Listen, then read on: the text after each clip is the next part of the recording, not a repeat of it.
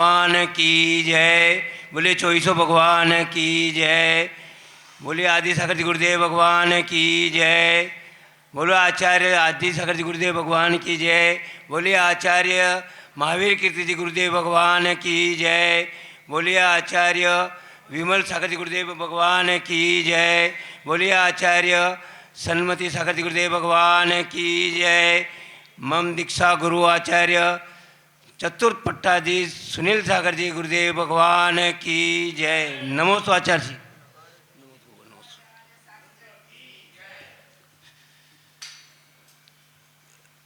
मैं एक छोटा बालक जब था गृहस्थी में, उस समय में अंदेश्वर पार्श्वनाथ गया था। अंदेश्वर में गुरुजी विमल सागर जी विराजमान थे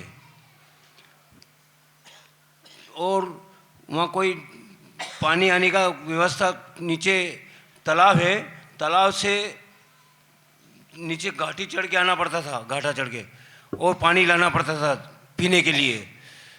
कोई व्यवस्था नहीं थी उस टाइम पे। आचार्य महाराज वहीं विराजमान थे, 4-5 महाराज थे उनके साथ जिस टाइम पे। तो हम भी गए और हमने फिर चौकों में पानी भर दिया हमने नीचे से ला के।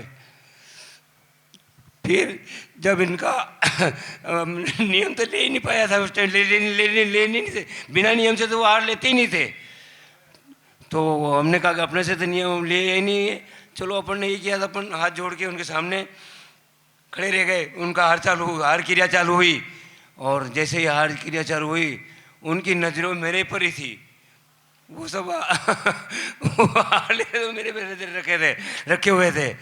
वो मैंने कहा बस भाई चलो, मैं हाथ जोड़ के खड़ा रहा। फिर हार पूरा, जैसे ही हार पूरा हुआ तो सबसे पहले आके और पीछे से मुझे ही आशीर्वाद दिया उन्होंने।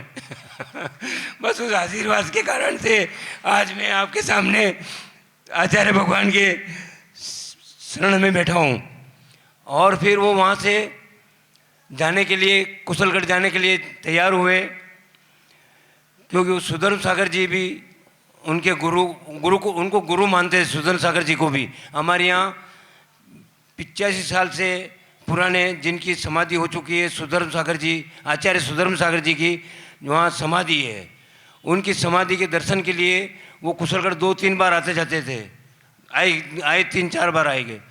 जब वो वहाँ से वापस निकलने जाने के लिए तैयार हुए अंदेश्वर से, तो उन्होंने अपनी पिछी क्षेत्रपाल को इजाज़त मांगी, तो पिछी पकड़ ली क्षेत्रपाल ने, नहीं छोड़ी। उनकी इतनी शक्ति थी क्षेत्रपाल में भी और इनमें भी इतनी शक्ति उनमें भी थी।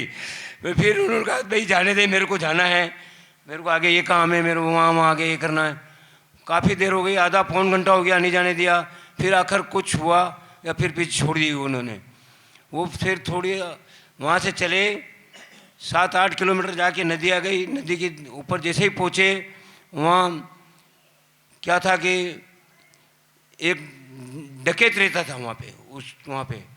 तो डकैत, और संध्या भी हो चुकी थी, लेट हो गए थे। तो अब कहा कैसे क्या करें, अब कहाँ से डकैत का घर है। लोगों ने, सावकों ने देखा 2-4 सागर सावक होंगे।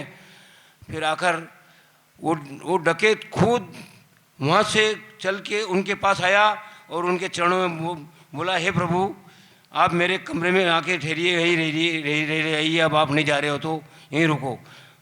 ऐसा इनका प्रभाव था विमल सागर जी का। और वो उस जगह रहकर और रात निकाल कर सुबह वागोल जी हो गए, फिर कुशलगढ़ पहुँचे थे। इस प्रकार से इनकी घटनाएं घटी है और मुझे भी उनके कई बार दर्शन होते रहे, मैं भी करता रहा।